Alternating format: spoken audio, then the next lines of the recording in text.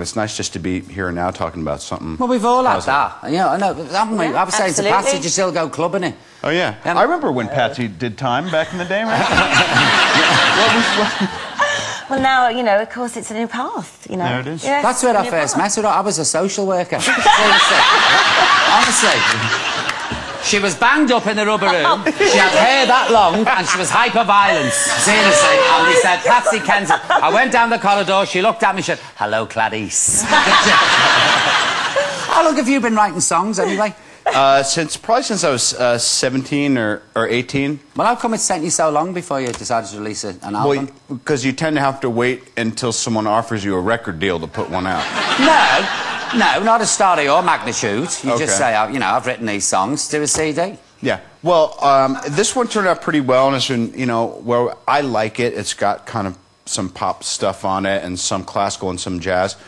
But I don't know. I think if I'd put one out... Well, I almost put one out back in the day, and there was this guy who's a huge A&R guy named David Massey, this English guy. I was going to put it out with a label before, and I went to Tower Records, and I'd done a song for Chaplin, and I looked and I said, what is that? I think there's a bug on my head, and what it was is I had a huge zit. And they hadn't bothered to airbrush it off because they just wanted to get it out in the store. I mean, I looked like Cyclops, for real. And so I kind of pulled out of that record deal. Now, you get married, don't you? Yes. Yeah? So, is this the reason that you've gone all on, you're writing songs because you're in love? Well, that would sound convenient and all that, but I've actually been writing for a long time. But, yeah, I mean, it helps. You know, if you listen to songs, you know, once a year, every 10 years, they'll mean something every different year. So now I could say The Futurist is about this great place and all the cool stuff that's going on personally and professionally. And, you know, 5, 10 years ago, I could say The Futurist means Armageddon is coming. You know, I don't know. Yeah.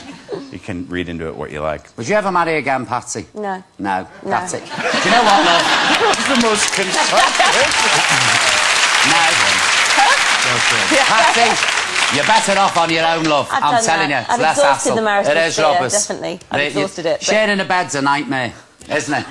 I mean, you know. When I want your opinion, Bert, I'll punch it out of here. Thank you very much. Now, you've just done 2 movies with Val Kilmer. Yeah, well, yeah, one with him. We didn't do 2 back-to-back. Bert said you've done 2. He's such a liar. He does this to make a show of it. He does it. We did a picture called Kiss Kiss Bang Bang, which is going to be in Cannes this year.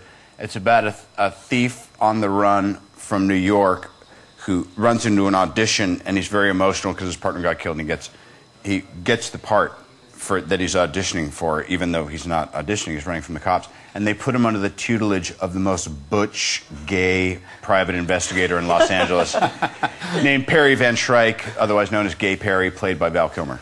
It's really funny. I'm actually in a good movie.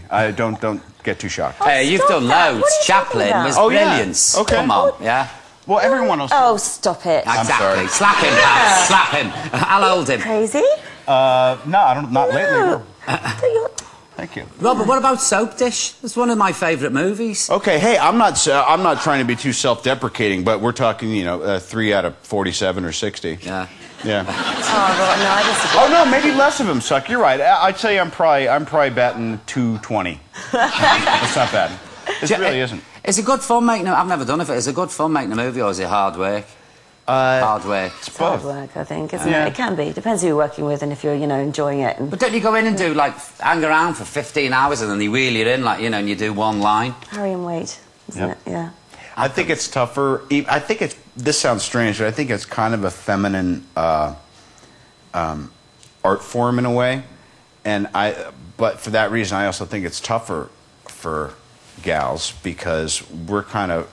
Unless we're, you know, particularly narcissistic, we're kind of rough and ready, but there's an expectation for women, unless they're playing like the distraught housewife or, you know, monster Charlize Theron, you're expected to look a certain way 12, 14 hours a day, and I would go absolutely nuts if I had to keep that up. I just staggered in, stinking of sheep milk.